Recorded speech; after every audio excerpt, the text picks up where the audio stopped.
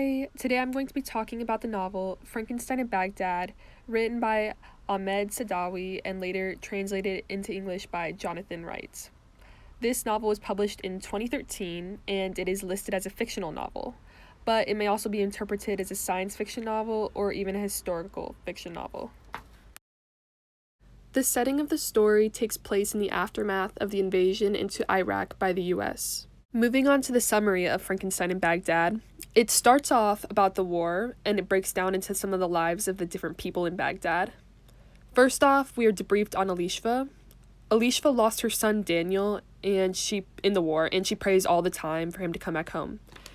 In another perspective, there's a junk dealer named Haiti who has sewn together a man made of multiple different people. Anyways, later there's an explosion and this man that Haiti made comes to life and he goes by the name, what's its name? Because nobody has a name for him. Alishva, having bad vision because she's like older, brings this creature home and calls him Daniel, which is her son, and treats him as if he were her son because she thinks it's her son. Later on, what's its name begins running around Baghdad murdering bad people, especially the bad people who had anything to do with any of the deceased victims that make up his body. This doesn't really spoil too much or anything. Later, journalist, this guy named Mahmoud, becomes interested in what's its name in his life. What's its name records himself and talks about his life as an Iraq fugitive and talks about all his followers that he has going as well. As the story proceeds, what's its name has a conflict of morals, but he does what he has to do to keep his body alive and well. This is another, it's not a spoiler, it's just kind of part of it. If you read it, you understand. In another perspective, this is going back to Mahmoud, the journalist. He has to deal with major financial fraud. So he leaves Baghdad and exposes what's its name's story. Anyway, there's an odd ending and you'd have to read to figure out what that is.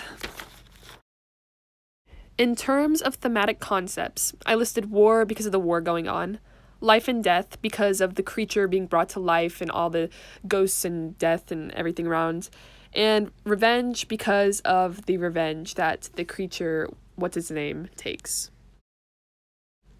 I personally liked that what's its name was self-aware. Being a monster formed out of body parts of random people, one might suspect that he would act as any old Frankenstein monster. However, he did not in this case. The monster had thoughts and he had all these thought processes and he was very just self-aware. On the other hand, I disliked that the perspectives kept jumping back and forth so much. It did add depth to the novel, but I preferred to focus on one storyline at a time, personally. This book was definitely meant for individuals with a more mature mindset. Additionally, said individuals should only really read this book if they are action fanatics because there's plenty of action in this novel. On the other hand, younger children who have a lesser understanding, or just people who do not like multiple plot lines, such as myself, would not enjoy this book as much. It takes a lot more thinking and quote-unquote connecting the dots to understand this novel to the fullest. So personally, I borrowed this book from a friend, so I'm not 100% sure that it can be obtained at the school library, but I'm sure there's a chance that it's there. And if not, you can definitely obtain it at your local library. Thank you.